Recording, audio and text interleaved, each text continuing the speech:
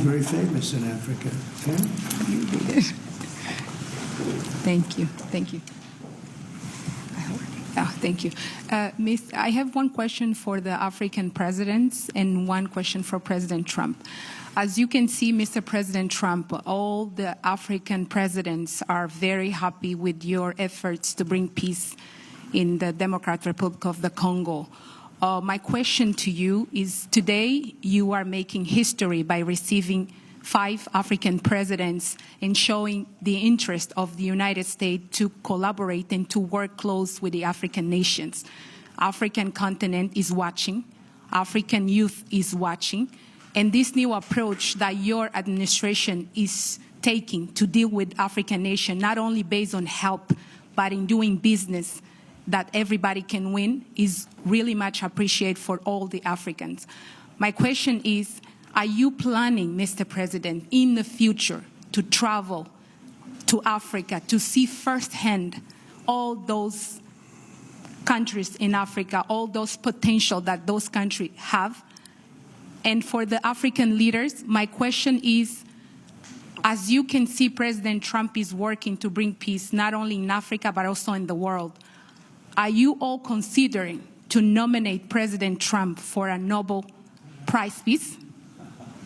That's a very nice reporter. I got to meet her 2 weeks ago when we had the Congo and Rwanda, and we had some other people up from Africa, and that was the first time. But that's very nice. I appreciate the questions. Very nice, actually. Would you like to? At some point, I would like to go to Africa. Absolutely. We're going to see what the schedule is, but at some point, I would like to do that very much. Would you like to give a fast answer, please? Thank you very much. Of course, we are supporting. Microphone, please. Microphone, please. Of course, on soutient cette dynamique. We are in favor of this dynamic for peace. We are very committed on peace. I am the first head of state who went to Russia and who went to Ukraine both since the start of the war. I held the presidency of ECOWAS, and I went to see Mr. Putin. We spoke for 4 hours, and then I went to Ukraine. I spent 12 hours on a train to speak to President Zelensky.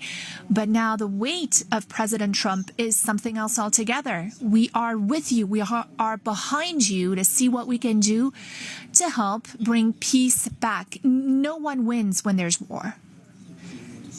So you have our support so that we can bring peace back. Thank you. Thank you very much. Appreciate it. Go ahead, please. Thank you, Mr. President Trump. Thank you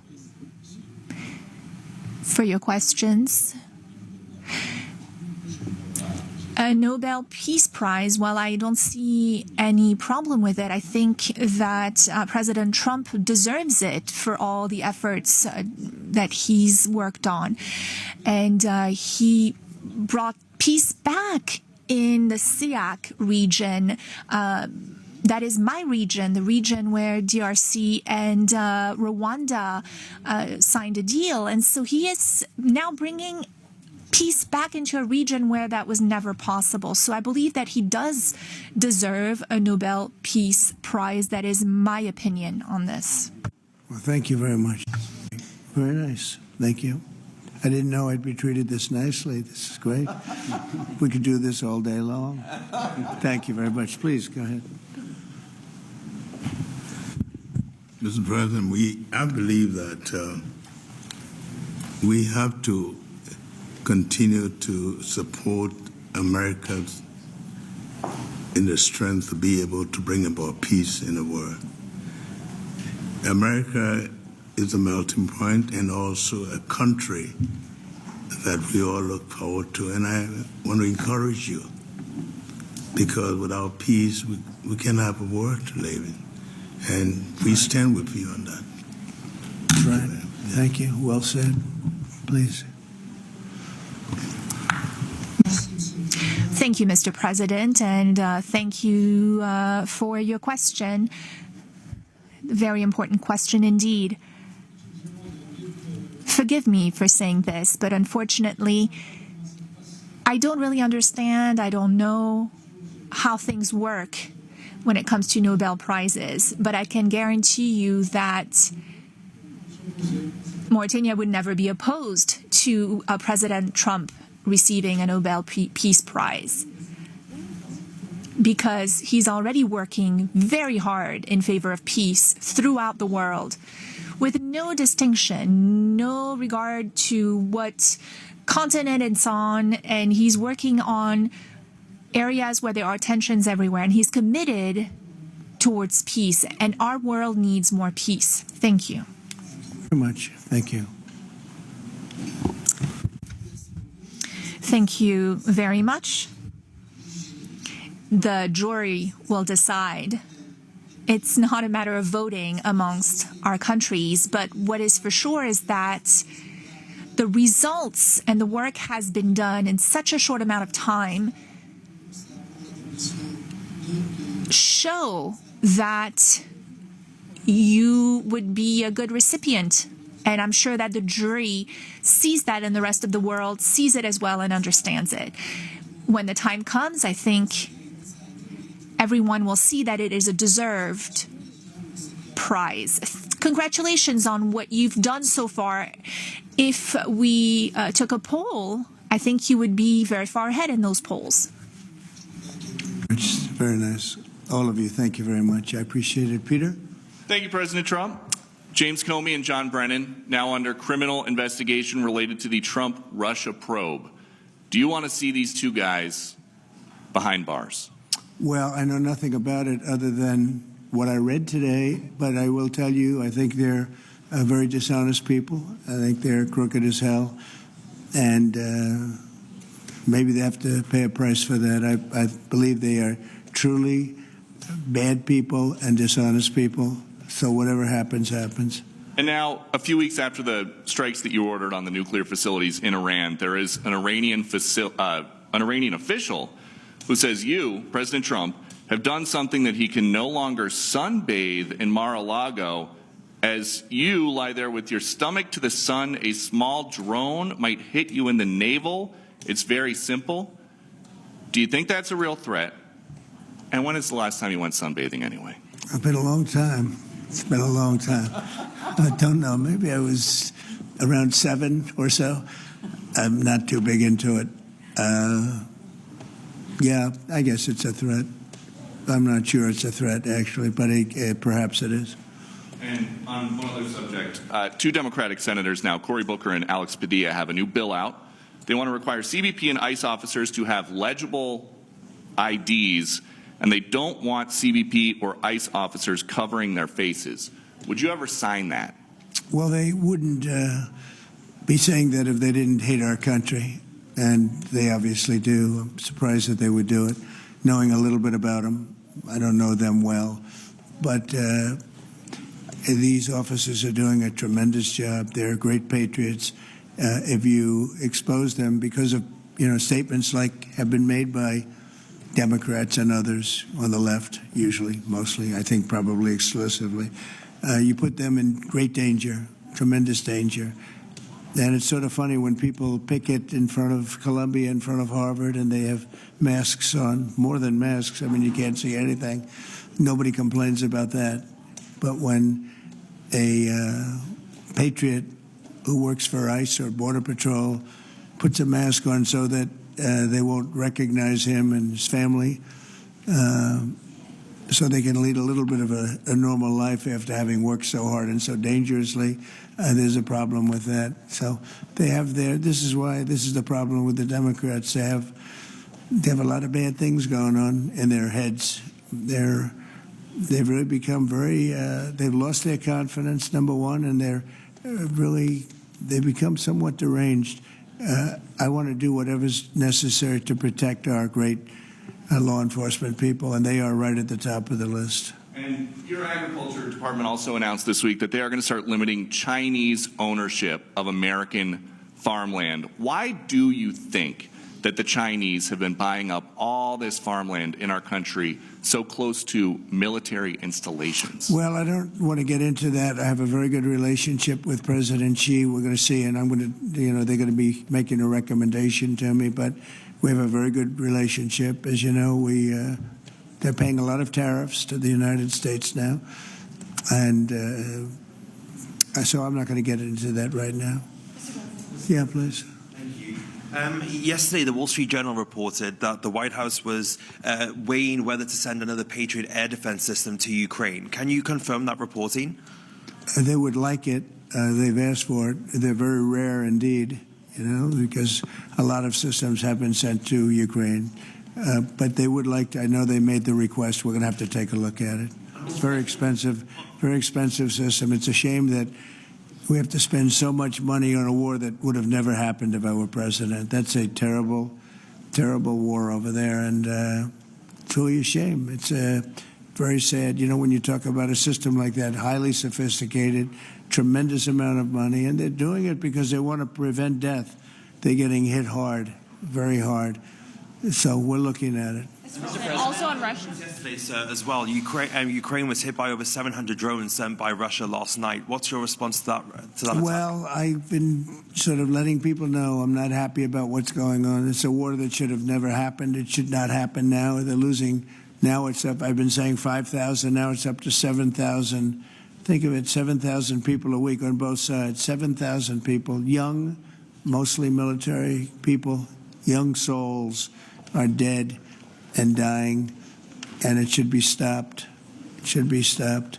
Very sad to see what's happening. Yes, please. Sir, can you explain how you calculated your latest round of tariffs? Was there a formula that was used? And do you expect any of these countries to face tariffs as well?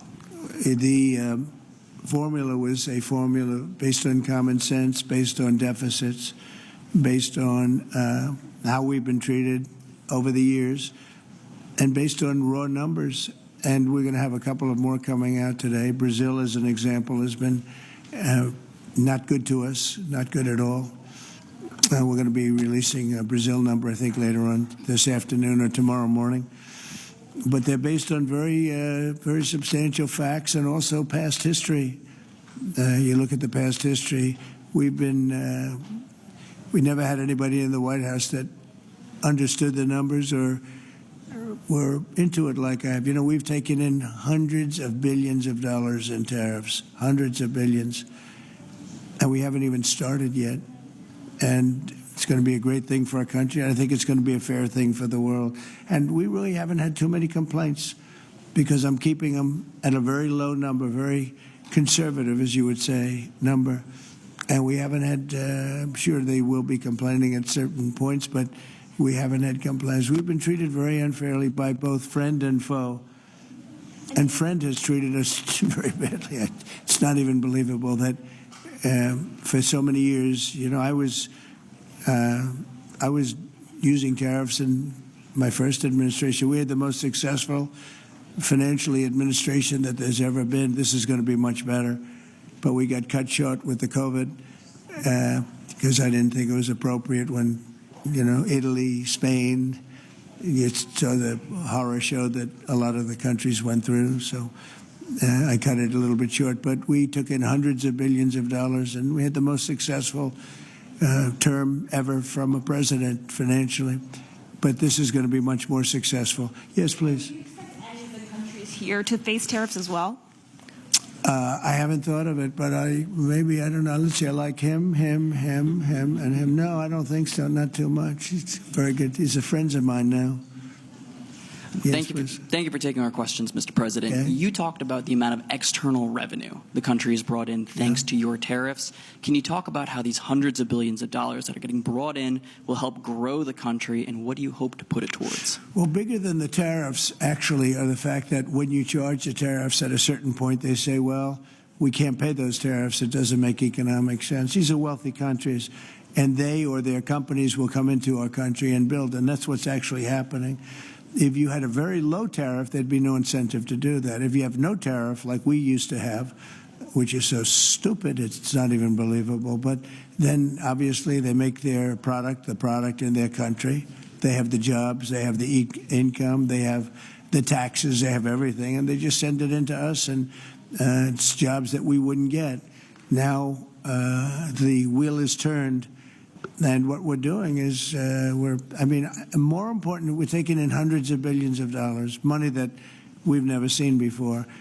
But more important than that, we have a lot of people that would rather not have to pay that, so they're coming in and they're building plants.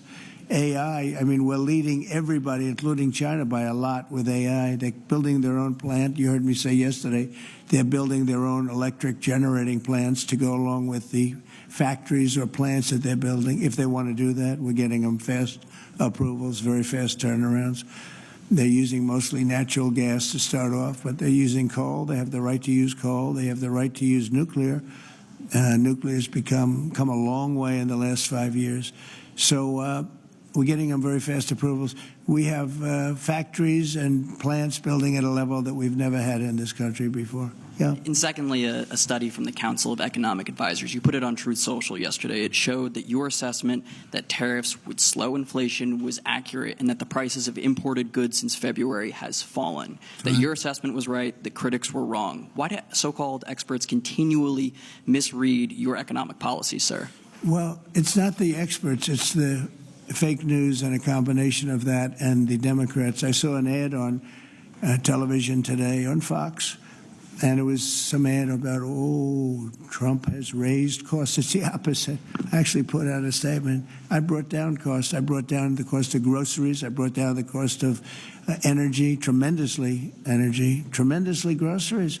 If you remember my first week in office, the press was screaming at me about the cost of eggs. They were 4 times higher than they were just a short time ago. That was caused by Biden and stupid policies, and we got that down. And by Easter, it was normalized, and now it's actually even at a lower price. So when I see an ad like that, it's always good to respond. I feel you have to respond. It was an ad that things are more costly. No, they're much less costly.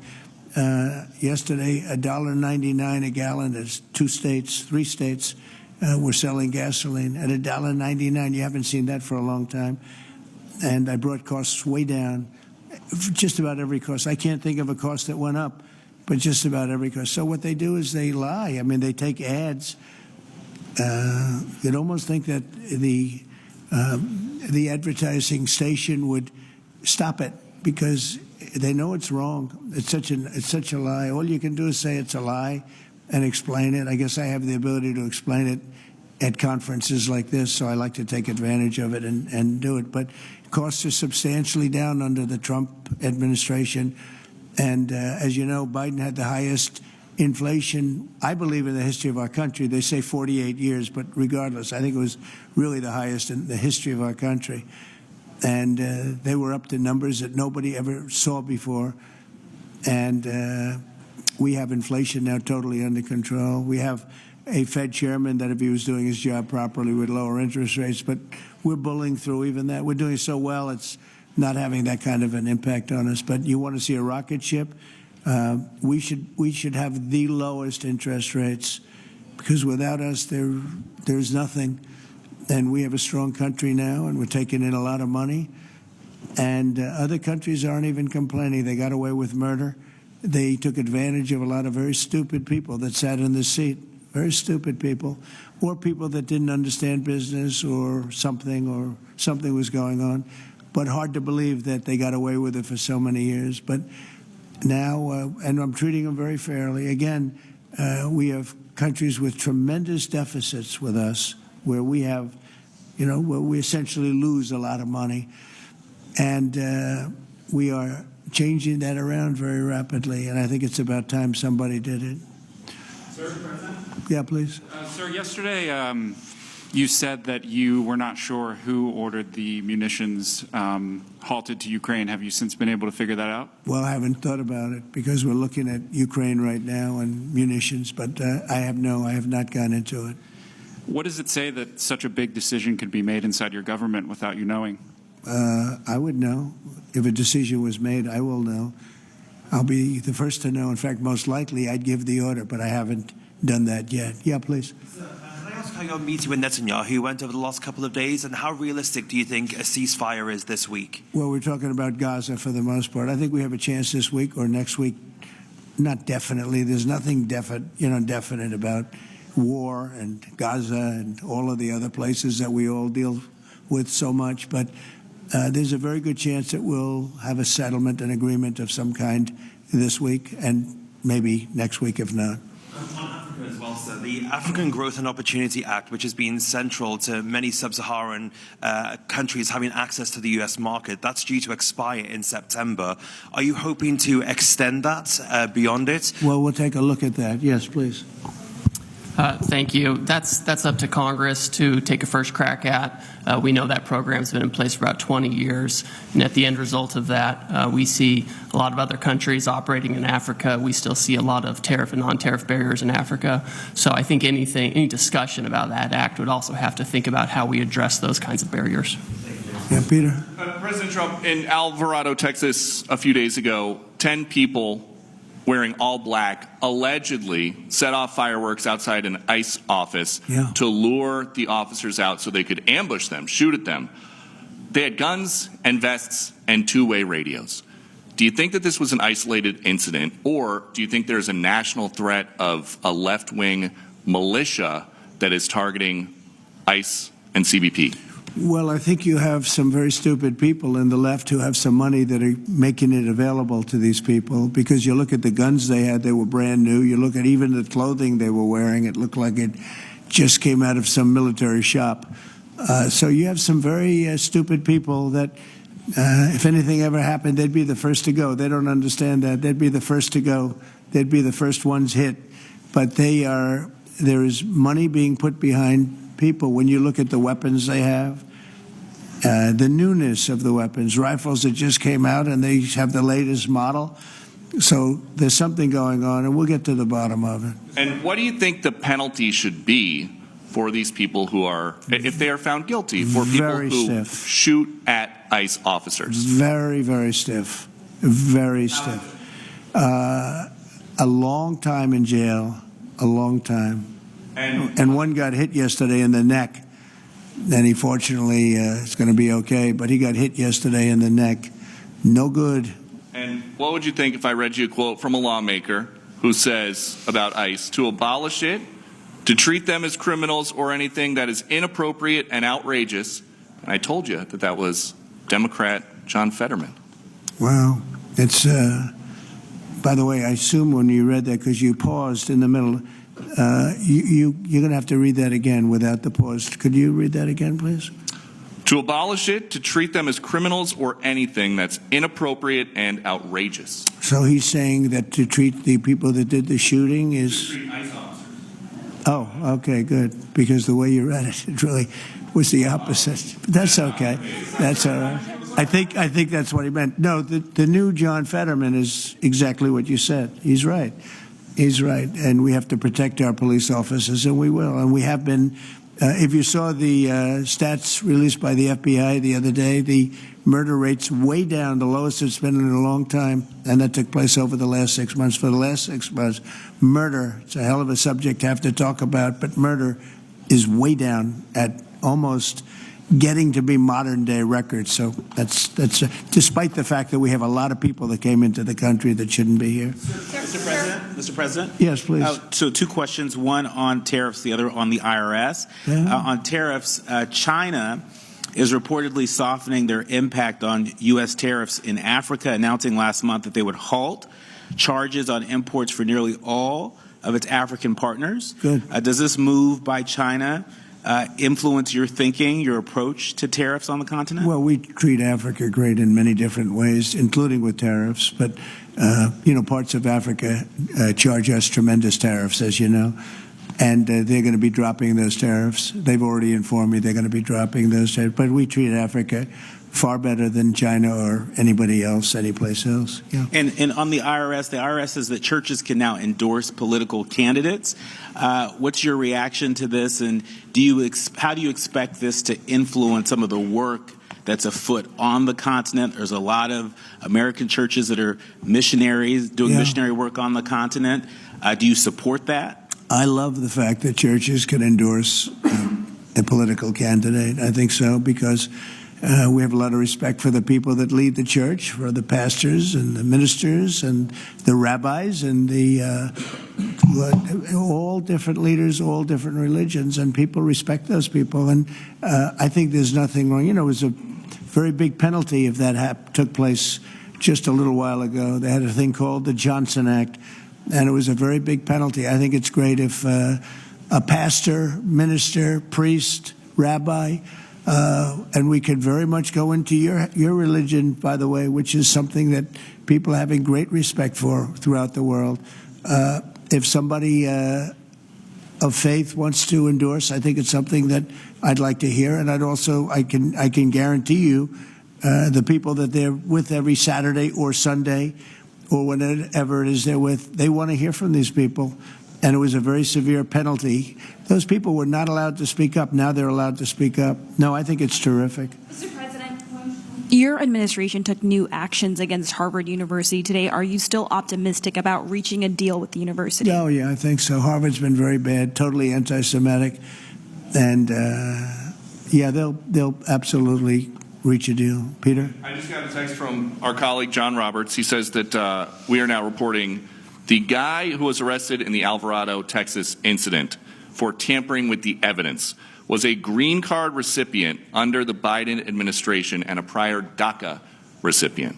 What do you think of that? It's very sad. It's very bad. A lot of them are here. We came in 21 million. I think it's higher than that, by the way, but they say 21 million people came in. Many of them are criminals.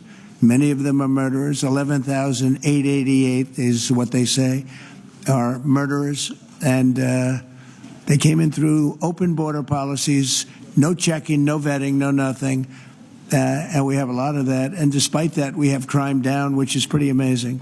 And this is a And long say hello meeting, to so John. Say hello to John Roberts. I will. I'm sure he's watching this right now. A lot of news has broken since we've been in here.